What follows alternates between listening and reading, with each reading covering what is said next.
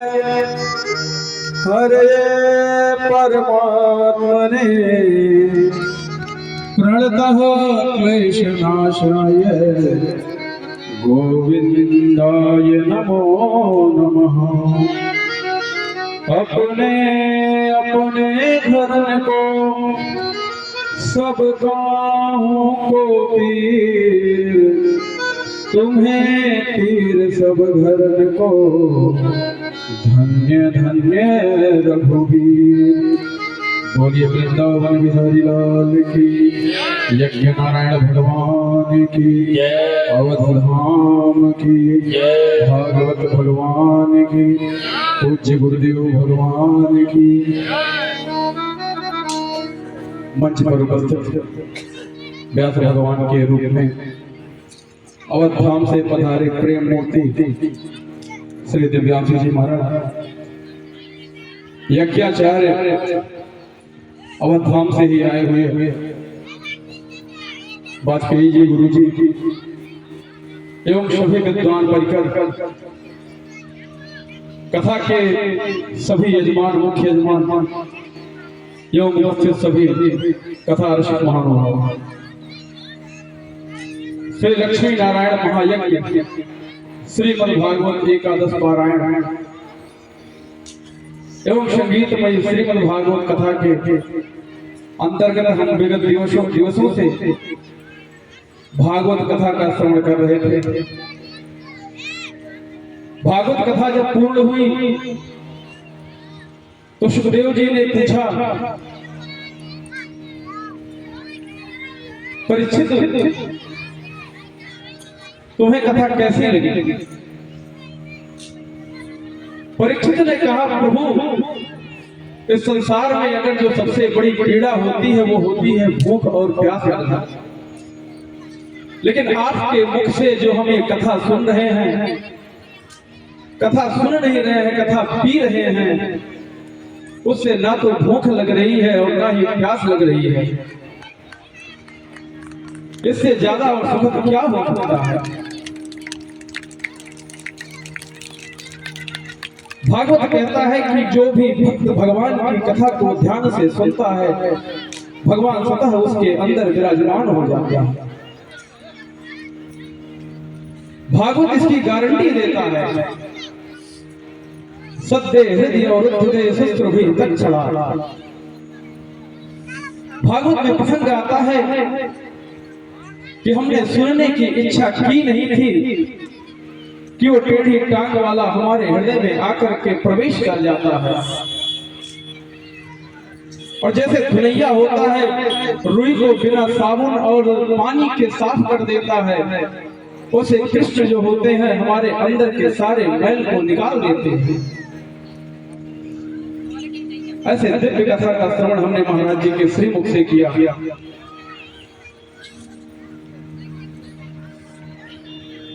हम सबके पूज्य गुरु जी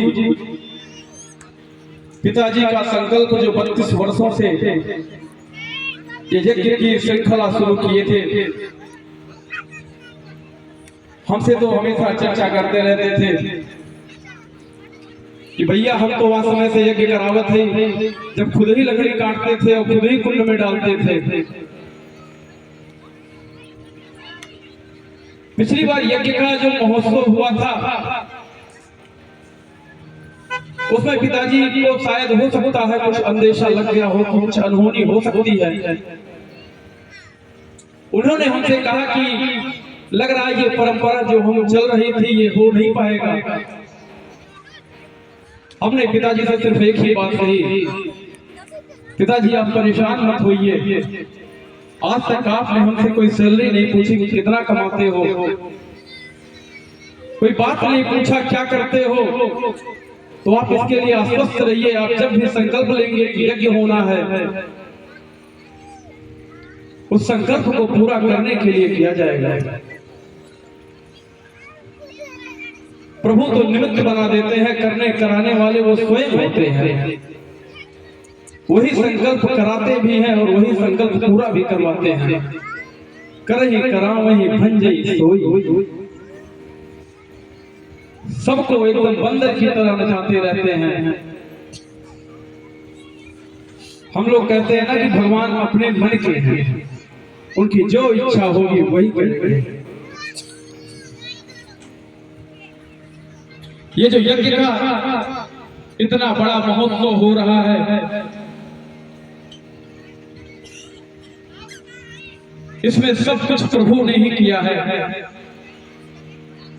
मुख्य रूप से आदरणीय श्री विनोद कुमार शुक्ला जी, श्री सतीश चंद्र द्विवेदी जी, श्री योगेंद्र नाथ त्रिपाठी जी, श्री राजेश अग्रवाल जी, श्री राधेश्याम अग्रवाल जी, श्री राम गोपाल प्रशोधन जी, आपने हमको पुत्रवत प्रेम किया है, हमें किसी चीज की कमी महसूस नहीं होने दिया। हमें लग ही नहीं रहा था कि यज्ञ जो है ये हमारे खेत में हो रहा है, हमारे घर पर हो रहा है। परसों बारिश हो रही थी, लोग इतने ऐसे लग रहे थे कि जैसे लग रहा था कि यज्ञ का कार्यक्रम कहां पे हो रहा है। कोई ये समझ ही नहीं पाया कि यज्ञ कर कौन रहा है और करा कौन रहा है। सही माने तो यज्ञ तो आप सब लोगों ने किया है, हम तो सिर्फ सहयोगी बनकर के आपके साथ खड़े थे।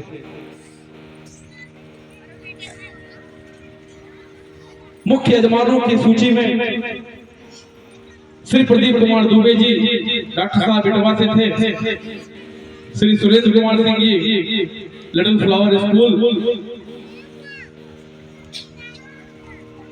हमारे परछाई के रूप में श्री राघवेंद्र द्विवेदी जी, श्रीकांत शास्त्री जी, विवेकानंद शुक्ला जी, चंद्रशेखर शुक्ला जी, चंद्रभूषण शुक्ला जी, रामनारायण प्रजापति जी, गजेंद्र मणि तिवारी जी, जिनको हमसे ज्यादा ये फिक्र रहती थी कि कौन कब खाएगा, कब पिएगा, कब फलाहार की व्यवस्था करनी है, कब कहां से क्या सामान लाना है। आज 8 दिन बीत गए, हमको ये पता नहीं चल पाया। और शाम को जब मैं बैठता था तो लोग यही कहते थे कि भैया आप थक गए होंगे। हमने तो कुछ किया ही नहीं और हमको कहते थे कि आप थक गए होंगे। प्रभु की सही बात में बहुत कृपा है। खुशी इस बात की है कि पूज्य हम सबके जो गुरु जी हैं, उनका संकल्प जो हम सबके बीच में कहीं ना किसी रूप में, क्योंकि आत्मा तो अजर अमर है, वो देख रहे होंगे, खुश हो रहे होंगे और इस बात का पछतावा भी कर रहे होंगे कि काश हम भी इस यज्ञ में मौजूद होते। लेकिन हमें पूर्ण विश्वास है कि उनका आशीर्वाद हम सबके साथ में है। महाराज जी से बात हो रही थी कथा के बारे में कि महाराज जी आपको आना है। महाराज जी ने एक बार भी एहसास नहीं होने दिया कि बेटा तुम कैसे कर पाओगे, कैसे करोगे। उन्होंने कहा ठीक है, गुरु जी के साथ हम जैसे रहते थे, जैसे करते थे, कराते थे, वैसे ही हम आपके साथ भी रहेंगे। और सही बताए तो महाराज जी जब से आए हैं हमसे पूछते रहते हैं हमारे लायक कोई बात हो तो बताओ, हम भी कुछ व्यवस्था में सहयोग कर दें। अयोध्या से जो विद्वान आए हैं 11 लोग,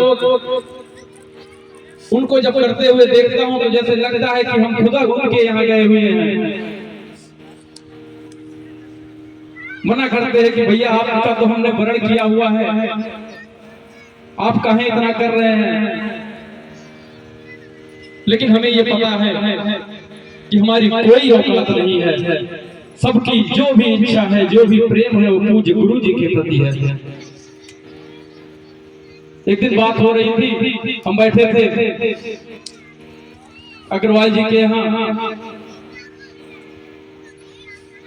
तो कुछ बात हो रही थी, कुछ प्रसंग हुआ। हमने कहा चाचा जी ये सब आपका गुरु जी के प्रति जो स्नेह है, आपको तो रोड पे बहुत सारे इंजीनियर और पंडित जी के लड़के घूमते हुए मिल जाएंगे, लेकिन जो आपका गुरु जी के प्रति स्नेह है वो हम लोगों को बांधे रखा है। सही बात यही है कि आप सबका जो भी स्नेह है वो पूज्य गुरु जी के प्रति है।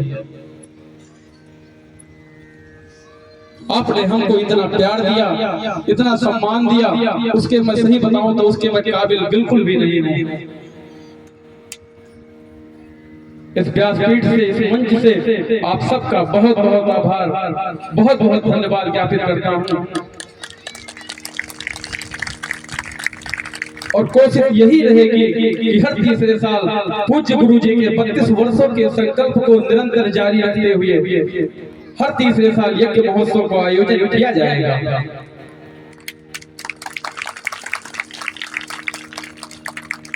आज कथा पूर्ण हुई है, कल जो है भंडारे का आयोजन है। आप सबको जिनके पास निमंत्रण पहुंचा है और जिनके पास नहीं पहुंचा है, इस मंच से सबको आमंत्रण है, सबको निमंत्रण है। आप सब लोग कल हवन में शामिल होइए, कल पूर्णाहुति में शामिल होइए, उसके बाद भंडारे का प्रसाद पाकर के सब लोग मिल जाएंगे। इसके बाद में होली का उत्सव मनाया जाएगा, हम सब होली के उत्सव में शामिल होंगे। आप सबका बहुत बहुत धन्यवाद, बहुत बहुत आभार। जय श्री राधे, जय श्री श्याम।